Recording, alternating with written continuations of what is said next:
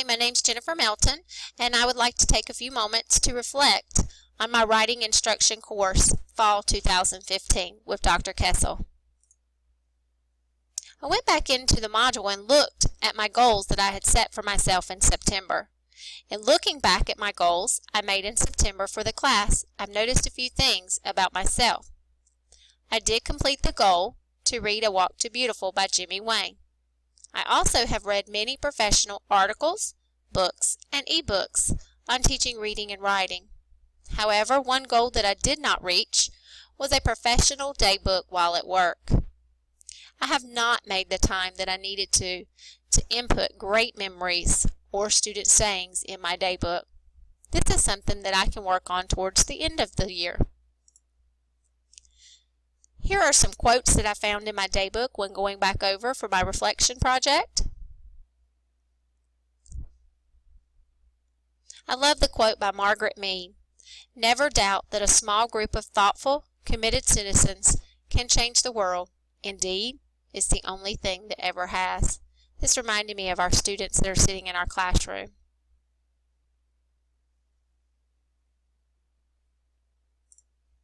Some aha moments I had. During Writer's Workshop, I found conferencing as an aha moment. Students set agenda. So I thought back of myself, and I would have a Google Docs that had questions that I was going to ask each student. And I had a check-off list of each thing that I was going to go through with the students. So it was very structured for myself. But yet, it should be student-set. The students set the agenda for their conferencing, because every student needs the different things. So this was an aha moment for me. I like how teachers ask questions. Teachers and students talk as fellow writers. We can't forget that they are writers, and we should talk to them as a fellow writer. I had some aha moments with the author's chair. In Writer's Workshop, students learn to write to an audience. Author's chair serves a purpose for teacher, the author, and the responders. The author's chair can be used to guide students in their writing piece. The author may ask questions to the fellow authors to gather more ideas for writing. Also, the fellow authors can ask questions. To me, this was an aha moment. I took advantage of the author's chair as a teacher. And I would think if the student comes up, they're excited about sitting in the chair, reading their paper or their project, and going back to their seat, where we can use the author's chair as a learning experience as well. Author's choices at the author's chair. I found this to be phenomenal to use in a classroom. I feel that learning about the author's choices has helped me in this course become a better teacher of writing. We have learned this semester that given choices is so important. Also, we need a purpose for writing and responding. I feel the complement, connection, memorable questions, suggestions, and ideas implement true purpose for writing and responding. I enjoyed how we used this to respond to our multi-genre projects.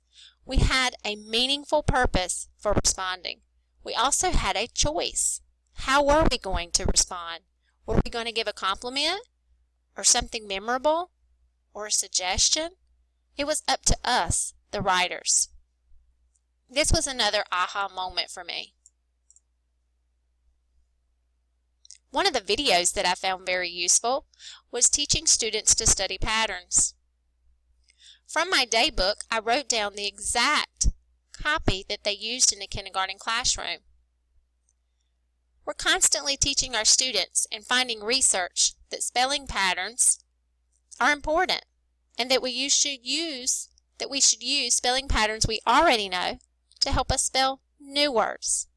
I felt this activity was a wonderful idea to implement in kindergarten and first grade classrooms.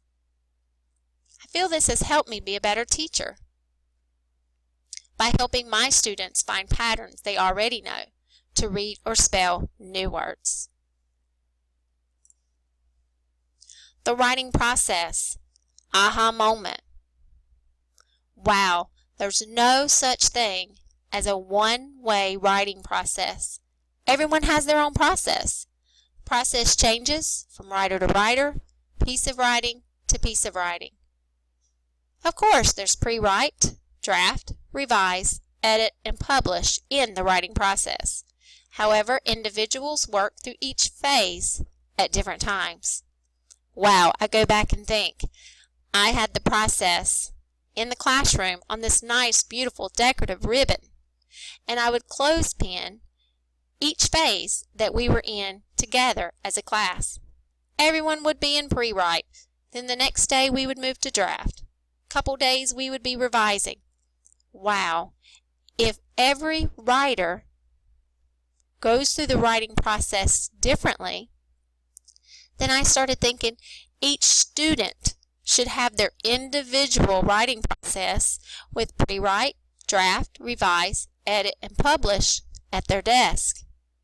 And then that student would be responsible for their clothespin or their paperclip for each phase that they're in. Not everyone would be on the same phase at the same time. This was an aha moment for me. Wow, the editing checklist. When editing my pieces for the multi-genre project, I used this editing checklist. I was surprised with the results. I felt like this was a little piece of magic. Previously in editing, I would spend so much time reading and rereading. This made my job a little easier using the editing checklist. I feel that having this piece of information will guide me in helping my students edit their writing. I hope they feel as if it's a little piece of magic, as I did. The last thing I would like to share from my daybook with you is my bio poem. We did this at the beginning of the semester, and I thought this would be a great beginning of the year activity to do with students. My bio poem: Jennifer, wife, mother, daughter, sister, faithful believer, teacher, who is a worrywart, organized, and faithful, lover of hiking, nature, and crafting, who believes every child can learn, who wants to give and receive love each day. Thank you for listening to my reflection, and thank you for a great semester, Dr. Kessel. Goodbye.